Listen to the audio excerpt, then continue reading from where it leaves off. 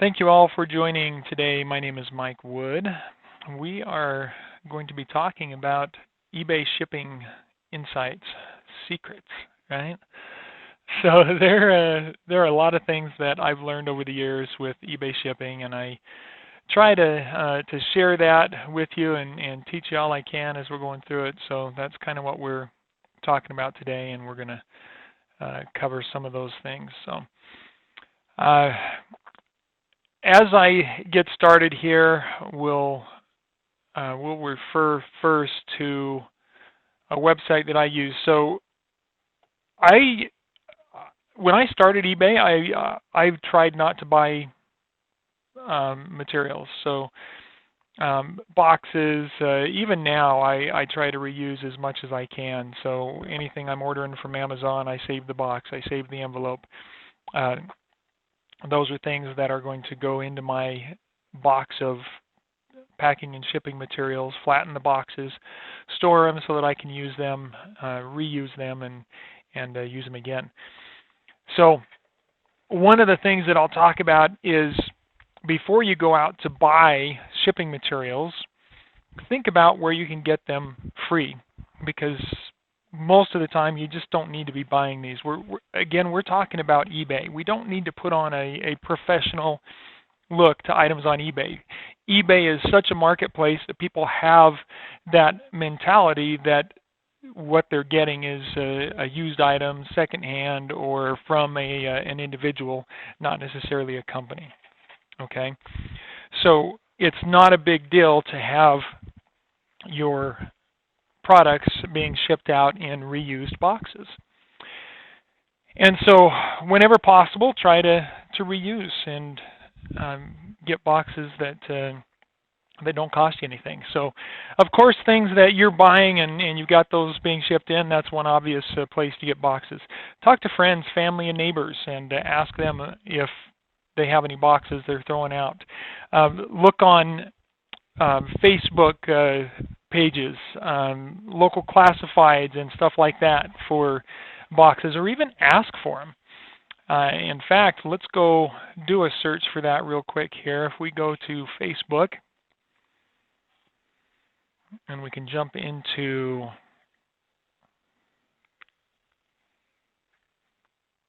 Facebook Marketplace in there.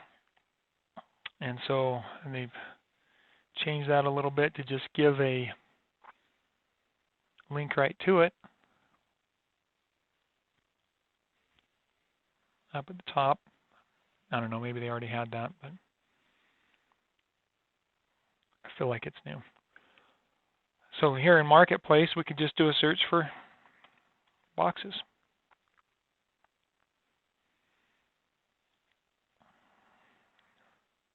Some of you may have seen this before, where I've showed you how to go find free items that are available that can be listed on eBay as well. Now, a lot of times the bigger things that you're going to get, or the boxes you're going to get off of this marketplace are going to be bigger. They're going to be larger boxes for moving boxes and stuff like that. But you might find somebody who has smaller boxes that they can pass on to you as well. Okay, so that's something to do. But something obvious that a lot of people kind of miss early on when you're starting is go to Walmart. Go into a grocery store. Go into any store. Really, Walmart's a great one because they're moving so much. They're almost constantly stocking. Now, of course, they do more stocking of their shelves at night. So go toward the end of the day and you'll see a lot more of the stocking going on. And they're flattening those boxes and sticking them in carts. And if you come up and say, hey, can I have some of those boxes? They are going to just practically hug you. Okay, because that is something that helps them, because they have to take all of those back and put them in the baler and dispose of them. And so if you take some of those boxes away, it actually brightens their day a little bit. So when you're out shopping, look for boxes that you can use through your eBay. And then don't forget to talk to your accountant about that and see if that's makes that a write-off trip, right? That's what my accountant tells me is, hey, if you're going anywhere, if you're going shopping, pick something up for your business and write it off as a business trip, all that mileage. So this way, anytime you're going shopping, you're looking for boxes for your business. Shopping is just a side thing that you happen to be doing while you're on that business trip, right? So there's an insight to getting free materials. Now, let's go look at if we do decide we want to buy certain size boxes, we just want to have them, then EcoSwift.com is probably the cheapest place to buy boxes. It's not only boxes that I get from them, I also buy poly mailers, bubble envelopes. I will buy my labels from them. I was looking at this with somebody I was talking to last week, and I forget who it was. It might be one of you that was on here, but we were talking about doing the different labels. And what I get from my labels is these right here that are 2 labels per sheet. So 2 per sheet, 8.5 by 5.5 sheets. And I looked at this and thought, well, gosh, if I do this one that has 6 labels per sheet, it's actually dramatically cheaper to do that than it is to do this. The reason I don't do that is because of the complications of printing that. With these, I can print one label on this half, turn the page around, and print it on there.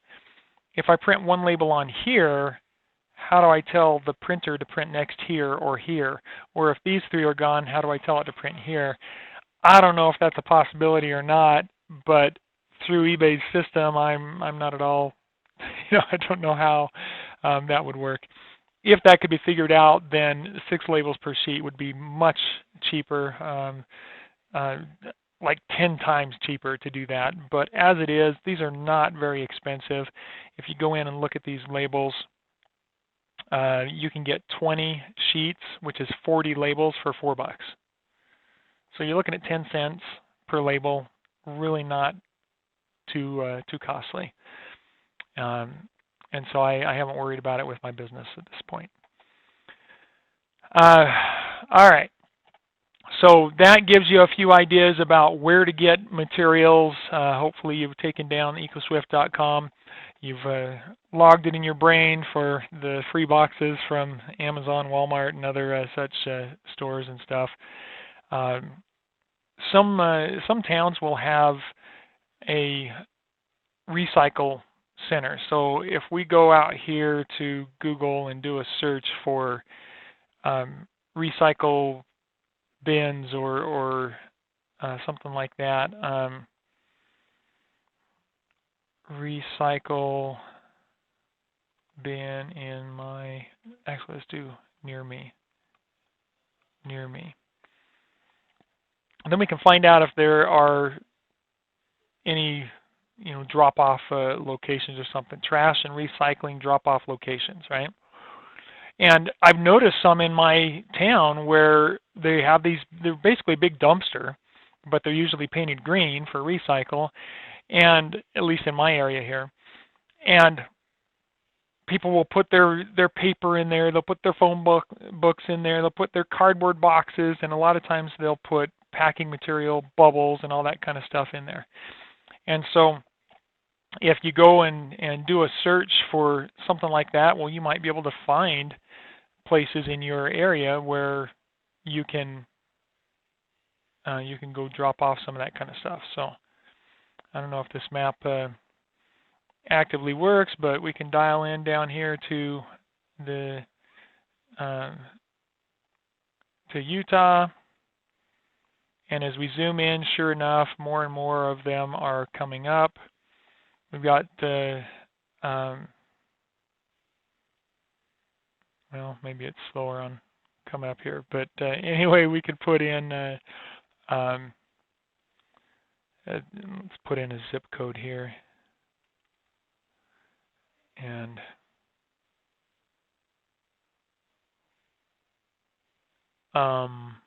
no, that is not California. Interesting. Is that why California comes up on my Google? Are we sharing a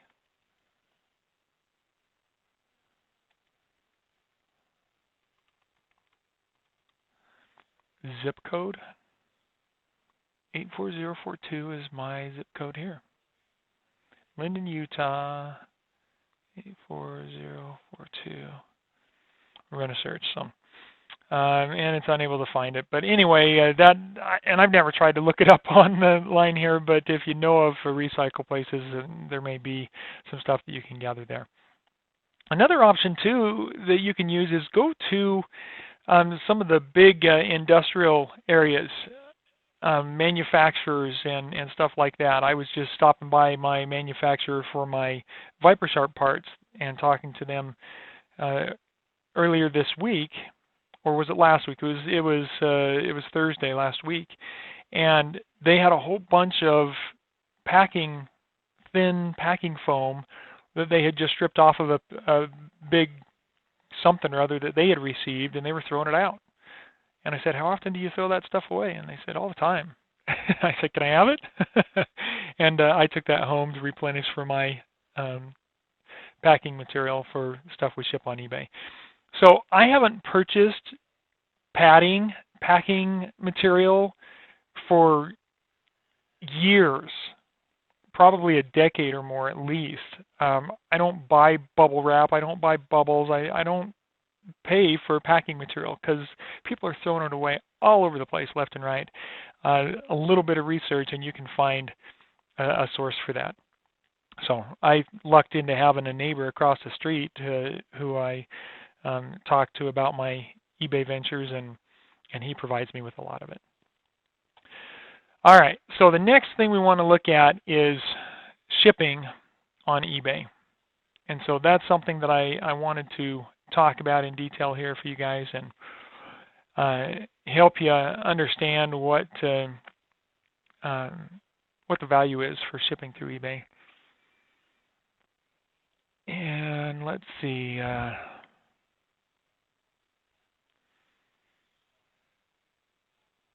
I've got something, let's do this. I've got a screen open there that I don't want to go away from right now. All right, so here's an item that I've got to go home and get ready to ship tonight. So when you have an item, if you have a printer, then you can ship through eBay, and it's cheaper to ship through eBay. And so let's go in and look at this. If we go to print shipping label and bring up the print shipping label page, we can look at all the different options there. And that's something I want you to understand as we go through this. In fact, let me break this up so I have my notes to look at still. So we'll pull my notes back up over here.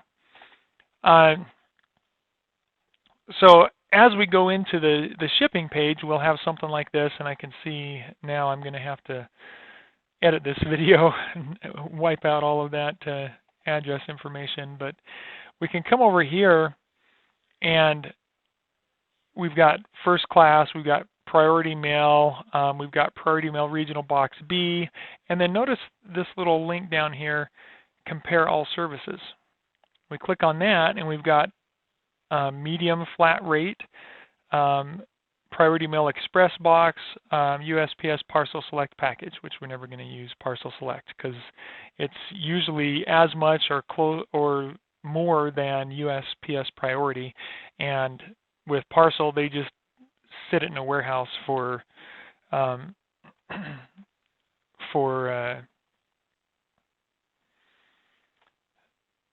a week or two, it seems. You know, it's just like, oh, it's parcel select. We can leave this sitting here for a little while, and it seems to be a lot slower. So don't do that. If you have an item that is over 1 pound, if we update that and say it's a pound, well, then they're not even going to give you the option for first class anymore. Up to a pound, you can do first class. Goes over a pound, you can no longer do first class. Okay, so good question there, Bill, bringing up USPS boxes. I am going to get to that, and in fact, we'll bring that up here and show you that here. All right, so we can do all of those options there. Now, up here, we have package type. We can do custom size, or we can go over here to carrier packages. Under carrier packages, and then compare all. We have all of the carrier packages. And so we can see, and carrier packages means USPS priority mail or FedEx mail packages. So these are boxes or envelopes that they offer that I'll show you in a moment here that have sometimes set prices, sometimes not. So if we do a flat rate USPS priority mail flat rate envelope, so this is a, let's go pull up their site and look at that. There are a lot of ways to get around their site. It's a big old site, all kinds of options here, but we could go to the Postal Store up at the top here, go to shipping supplies, and we can find stuff there. We can come down here to stamps and supplies. We can do a search for priority mail boxes.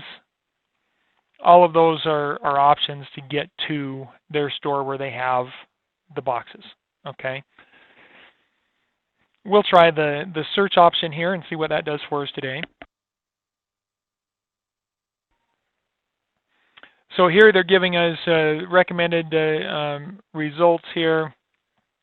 Priority Mail Express Shipping, USPS, Priority Mail USPS, all results or about pages, Postal Store. Now we probably want the Postal Store, right? 607 results there. So we'll narrow it down to the Postal Store. Now they're saying, okay, we've got the box 1092, which I use a lot. We've got the box 1097, which is a little bigger. We've got the box 1095. And so they've got these different size boxes. Now these 1097, 1095, 1092, those are certain size boxes. They're just priority mail. They're going to have different costs based on where they're going and how much they weigh. Okay. Notice we've got 10 pages at least here of results. So I don't think that's the approach we want to take. Let's try going into shipping supplies in the store. We'll see a much cleaner look to it here instead of individual results. There may have been a store result in that search, but we can just go to that Postal Store up top, and here we are. All right, so now we can narrow it down over here on the left, and this may change. You know, it's a website. Websites change and change frequently. So mail service, well, generally we want priority mail. If we're going to do boxes that don't cost us anything, then they're going to be priority mail boxes. Okay. Flat rate is a good option as well, so we can check that flat rate option. We're not going to buy first class boxes. Those are the ones we're going to use with going to Walmart and recycling boxes and stuff. All right, so here we are with 53 results or so of boxes that we have available. So we've got the dual use priority mail express box, and it shows our dimensions right here, so we could use that one. So that's kind of a bulky or larger box. We could do this military care kit box where we've got 6 different boxes, tape and labels. That's interesting. That I've never looked at that. I don't know what that is, but notice the price on this: $0, $0, $0. Okay. All right. Priority mail gift card, flat rate envelope. Dual use box, priority mail medium rate box, priority mail prepaid flat rate envelope. So this one you actually pay ahead of time for a certain price, and then you can ship it whenever you want and it's paid for. Priority mail express padded flat rate envelope. Don't use those much. Priority mail flat rate envelope right there, and priority mail legal flat rate envelope. So these envelopes, doesn't matter, they don't have to stay flat.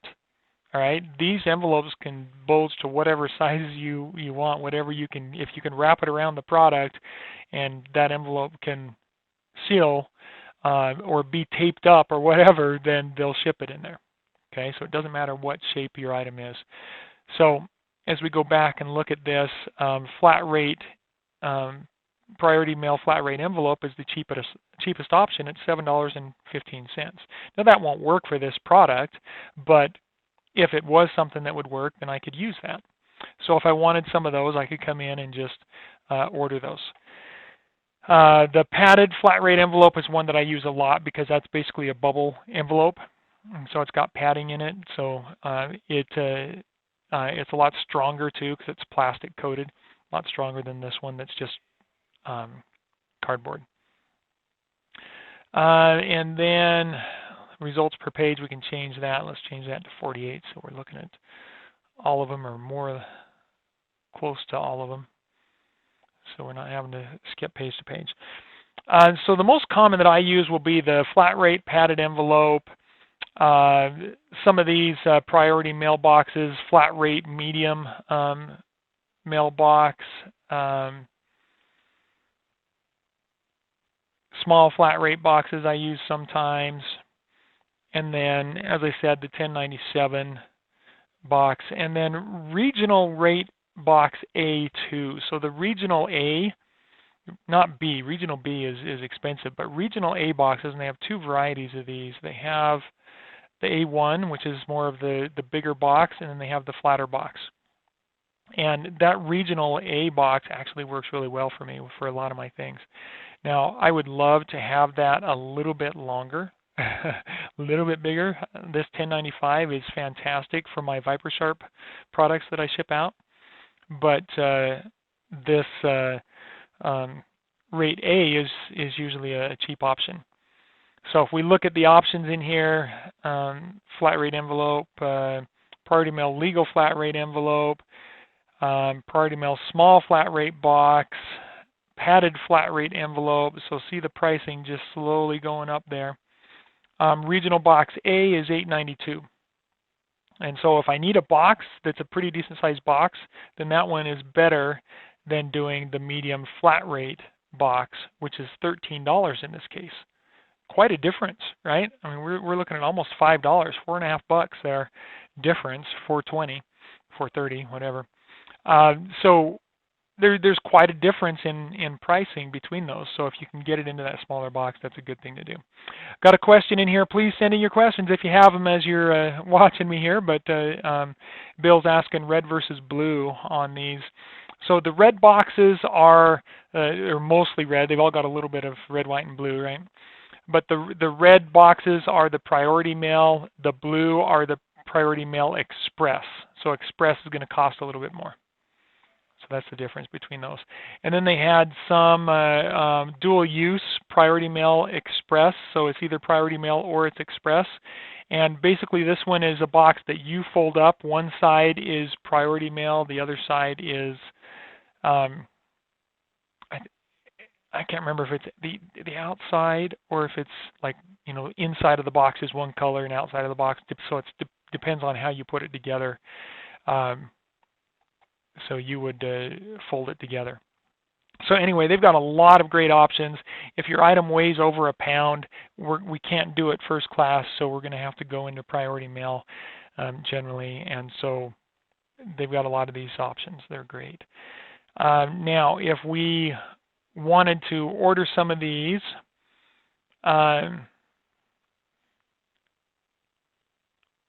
let's see, if we just let's go in and say we want this box right here. So we'll click on this 1092. That'll take us to that product page, right? Just like any website, it's a product page. And we can get a pack of 10 or a pack of 25. Well, I generally like to do the larger packs, and so I usually go for the 25 just to make sure I've got plenty on hand. And then if I need 2 of those, then I can do 2 of them, right? I can change the quantity in here.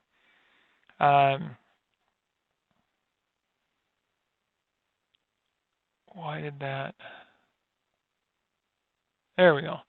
So I can say, all right, I want 2 of this pack 25, add them to cart, view my cart, and there's my grand total, $0. They're going to ship those directly to my house and deliver them for me. No cost, okay? No cost whatsoever to have those delivered.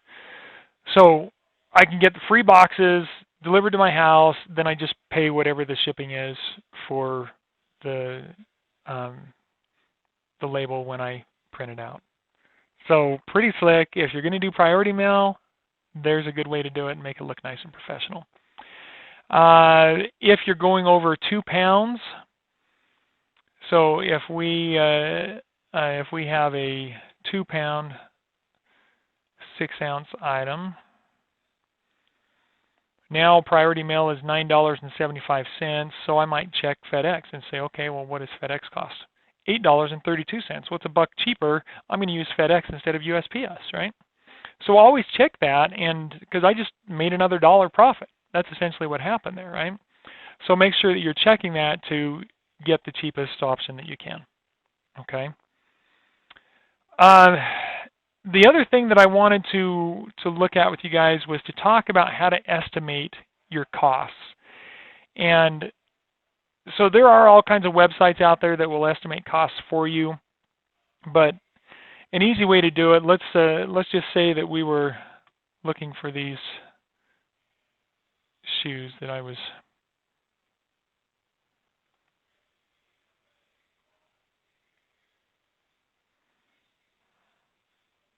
looking at earlier. So let's say I have a pair of shoes like this that I want to sell, and I want to know what is it going to cost me to ship this item, right? Well, we can look at what others are charging, and we'll go down here and click on sold items, and it'll actually show me that. Underneath the price on the sold items, there we are. It'll tell you whether they're shipping or not. So a lot of these are free shipping. So if they don't say free shipping, then it's going to have a shipping estimate there sometimes. So this one here, they don't have free shipping, so we actually have to go in and look at that, I guess. I could have sworn it used to show me that there. Maybe I'm not signed in. So shipping, $15. All right, so you can look at a few. Here we go. We can see it in the live items here. $9 shipping, 14, 16.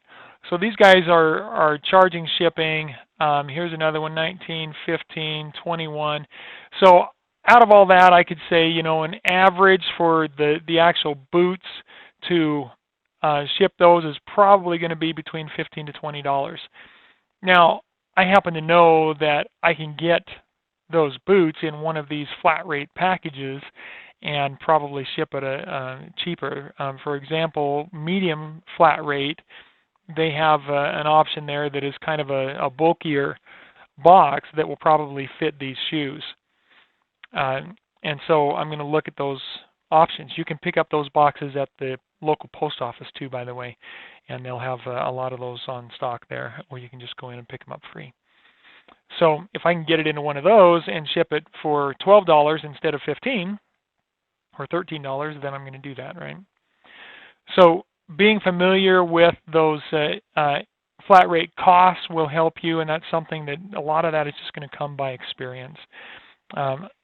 Much of this you're going to learn by experience. So, but you can go in and get estimates. So if you're seeing between $15 to $20 on shipping, then maybe split the difference and charge $17 or $18.